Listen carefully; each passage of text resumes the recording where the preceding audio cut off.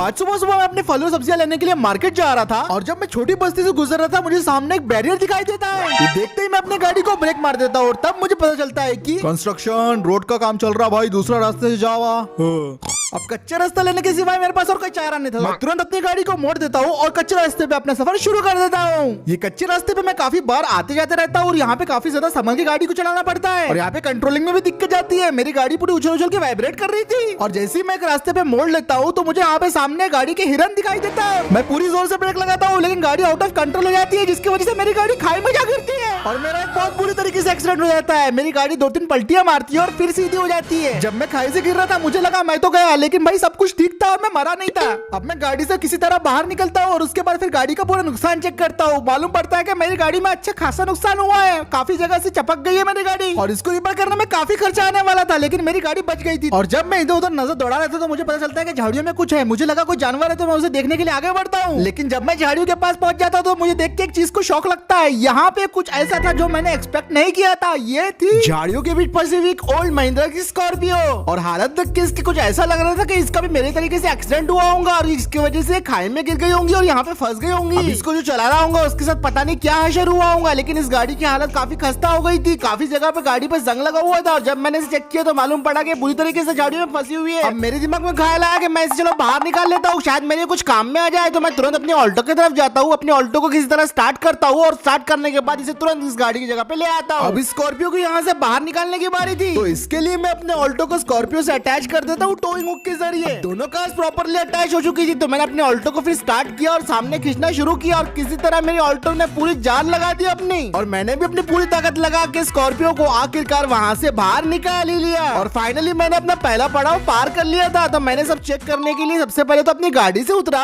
और फिर मैंने उस एक्सीडेंटल स्कॉर्पियो को चेक करने लगा कि सब सही है कि नहीं है। गाड़ी पे काफी जंग लगा हुआ था लेकिन मैंने सोचा कि एटलीस्ट ये टो करने के लायक तो होंगी, तो मैंने गाड़ी को अच्छे से चेक किया, सब कुछ ठीक था, ये टो करने के लायक थी और मुझे लग रहा था कि भाई मैं इसे ऐसी मैकेनिक के पास लेके जा सकता हूँ और रिस्टोर करवा सकता हूँ और ये मेरी एक अच्छी नई गाड़ी बन सकती थी। तो मैं स्कॉर्पियो से उतरता हूँ और मेरा पूरा प्लान रेडी था। मैं अपनी ऑल्टो में बैठ के गाड़ी को स्टार्ट करके यहाँ से निकल पड़ता हूँ। अब बस इस गाड़ी को टो करते हुए मुझे किसी तरह मैकेनिक के पास लेके जाना था, यही सबसे बड़ा चैलेंज था मेरे लिए, क्योंकि 800 सीसी की गाड़ी इतनी बड़ी स्कॉर्पियो को खींच रही थी। सबसे ज्यादा दिक्कत तो मुझे चढ़ाई करने टाइम ही हो रही थी, पर मेरी ऑल्टो ने मुश्किल से मुश्किल चढ़ाई को पार कर लिया था और थोड़ी देर बाद मुझे वो हिरन भी दिखता है जिसकी वजह से एक्सीडेंट हुआ था, जो कि सेफ खड़ा हुआ था। और ऐसा करते करते मैं किसी तरह अपनी स्कॉर्पियो को कच्चे रास्ते से पक्के रास्ते पर टो करते करते लेके आ जाता हूँ। पक्के रास्ते पे आ गया था और अब एकदम रोड सीधा था जिसकी वजह से मैं गाड़ी को आसानी से टो कर पा रहा था। मैकेनिक की वर्कशॉप भी लगभग आधे घंटे की दूरी पे थी, तो बस मुझे अब आराम से ड्राइव करके इस गाड़ी को किसी तरह वर्कशॉप तक पहुंचाना था। अब 10 मिनट तक तो सब सही होता है, लेकिन मुझे क्या पता था 10 मिनट के बाद ये स्कॉर्पियो मुझे एक झटका देने वाली है। अचानक से स्कॉर्पियो का एक टायर फट जाता है जिसकी वजह से वो गाड़ी अनबैलेंस होना शुरू हो जाती है। इसकी वजह से मेरी ऑल्टो भी अनबैलेंस हो रही थी और थोड़ी देर के बाद स्कॉर्पियो को दूसरा टायर भी फट जाता है। ये सब देख के मैं ब्रेक मारने की कोशिश करता हूँ, लेकिन इतने में मेरी गाड़ी के इंजन से भी धुआं निकलना शुरू हो जाता है और फिर मुझे समझ में आता है मेरा बड़ा वाला पपट हो गया है, क्योंकि एक्सीडेंटल गाड़ियों को मैं टो करके ऐसे ही लेके जा रहा था। अब इन दोनों गाड़ियों में से एक भी गाड़ी चलने की हालत में बिल्कुल भी नहीं थी और इन्हें यहाँ से हटाना रोड पे से जरूरी था। तो मैं तुरंत अपने एक दोस्त को फोन लगाता हूँ और उसे बोलता हूँ कि भाई जल्दी से टो ट्रक लेके आ जा, अपने को 2 गाड़ियां है जिनको यहाँ से लेके जाना है। और लगभग फोन करने के 2.5 घंटे के बाद आखिरकार वो अपना ट्रक लेके आ ही जाता है, लेकिन वो टो ट्रक ने एक अच्छा बड़ा वाला ट्रक लेके आया था, जो कि अच्छी बात थी क्योंकि दोनों गाड़ियों को इसके ऊपर लोड करना था हमें। फिर आराम से हम दोनों गाड़ियों को ट्रक के ऊपर लोड कर देते हैं और सब कुछ प्रॉपर चेक करने के बाद मैं ट्रक के अंदर बैठ जाता हूँ और अपने दोस्त को चलने के लिए बोलता हूँ और फिर मेरा दोस्त ट्रक स्टार्ट करता है और हम दोनों निकल पड़ते हैं वो दोनों गाड़ियों को लेके वहाँ से। और लगभग हम फिर 20 मिनट ड्राइव करने के बाद आखिरकार पहुंच जाते हैं बबलू मैकेनिक की वर्कशॉप में। यही पे सारी गाड़ियां मैं अपनी रिस्टोर कराऊंगा उससे, मैंने तो कसम खा लिया था, क्योंकि पिछली बार का एक्सपीरियंस जो हुआ था मैं वो तो बिल्कुल नहीं भूला था। वहाँ पे पहुंचने के बाद फिर बबलू मैकेनिक आता है और हमारी गाड़ी को ऑब्जर्व करता है। वो सोचता है कि इन दोनों गाड़ियों को आखिर हुआ क्या। मैं उसे अच्छे से समझा देता हूँ कि स्कॉर्पियो को रिस्टोर करके पूरा न्यू जनरेशन में कन्वर्ट करना है और मेरी ऑल्टो को रिपेयर भी करना है साथ में। ये सुन के बबलू मैकेनिक बोलता है वो सब तो ठीक है भाई, मैं ऑल्टो को रिपेयर कर दूंगा, लेकिन स्कॉर्पियो के पार्ट्स अवेलेबल नहीं है, तो किसी तरह पार्ट्स का जुगाड़ कर ले, मैं इसके ऊपर काम शुरू कर देता।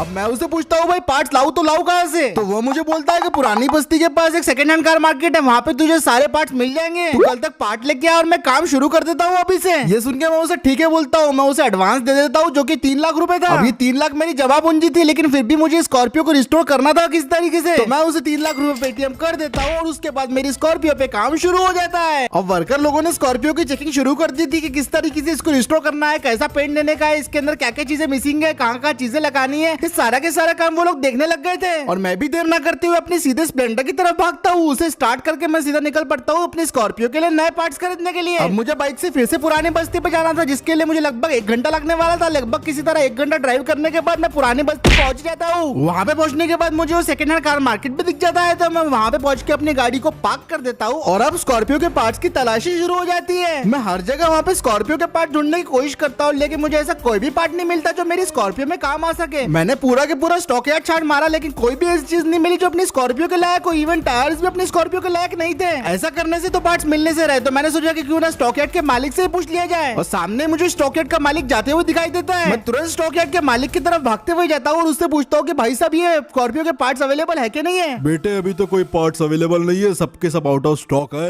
अब ये सुन के मुझे बुरा तो लगता है, लेकिन मेरे पास एक और आइडिया था जिसके दिमाग में आते ही मैं तुरंत भागता हूँ वहाँ से और फटक से अपनी स्प्लेंडर में बैठ के निकल पड़ता हूँ अपने घर की तरफ। अब यही प्लान था जो कि मुझे सारे के सारे स्कॉर्पियो के पार्ट्स दिलवाएगा। अब घर आने के बाद मैंने सबसे पहले अपना लैपटॉप खोला और तुरंत ऑनलाइन जाके काफी सारी रिसर्च की और फाइनली मुझे अपने स्कॉर्पियो के सारे पार्ट्स मिल गए। मैंने देरी ना करते हुए सारे के सारे अपने स्कॉर्पियो के पार्ट्स ऑर्डर कर दिए और उनकी डिलीवरी का टाइम बस 1 दिन बता रहा था। मतलब बस कल के कल ही मेरी स्कॉर्पियो के सारे पार्ट डिलीवर होने वाले थे। ये सब होने के बाद मैंने खाना खाया और बेड पे सोने के लिए आ गया। अब मैं कल के लिए काफी ज्यादा एक्साइटेड था क्योंकि कल मेरे स्कॉर्पियो के पार्ट्स आने वाले थे और मैं सो गया। फिर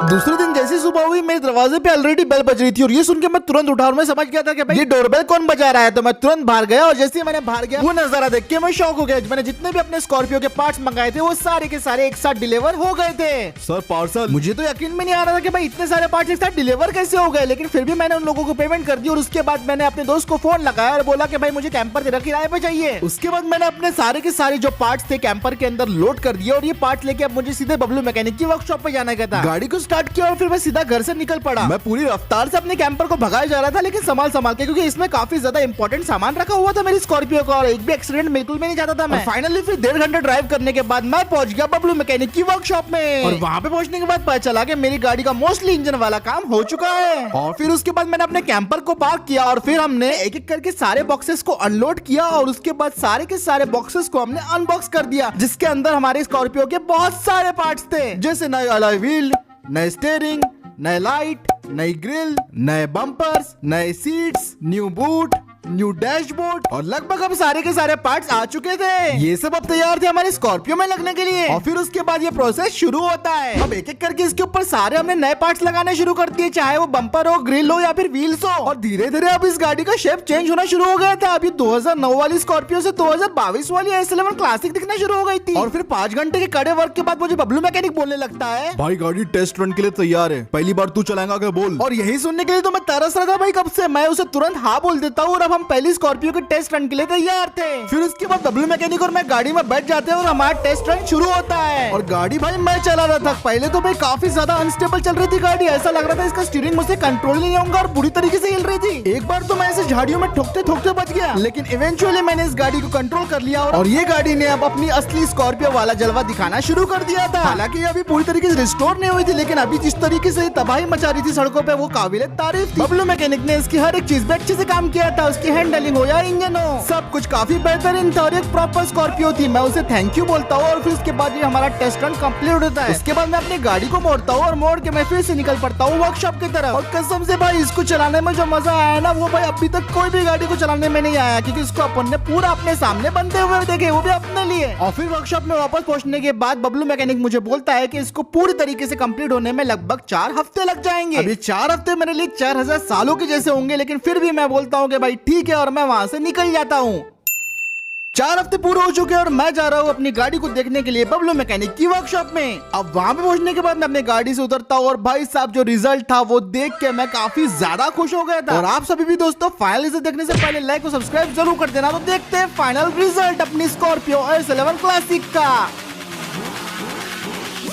ये तैयार है हमारी स्कॉर्पियो S11 क्लासिक, जो पहले ऐसी थी और अब ऐसी बन चुकी है। इसके bumper, alloy wheel, body shell, interior, tail lights, headlight, tyres, हर एक चीज को चेंज कर दिया गया है और ये 2009 स्कॉर्पियो से बन चुके 2023 स्कॉर्पियो S11 क्लासिक। एक्सटीरियर ही नहीं बल्कि इंटीरियर भी पूरा चेंज कर दिया गया है, जिसमें आपको नया S11 क्लासिक का इंटीरियर मिलता है, साथ में नया S11 क्लासिक का डिस्प्ले भी इसमें ऐड कर दिया गया है। लेकिन अभी भी अंदर इसके जो डीएनए चल रहा है वो 2009 स्कॉर्पियो VLX का चल रहा है, जो कि बहुत ही ज्यादा जबरदस्त है और ओवरऑल लुक हमारी जो नई स्कॉर्पियो का कुछ इस तरीके से आ रहा है। तो यहाँ पे अपनी स्कॉर्पियो की रिस्टोरेशन कंप्लीट हो जाती है। आपको ये अपनी रिस्टोरेशन का वीडियो कैसा लगा एक बार कमेंट सेक्शन में जरूर बताना।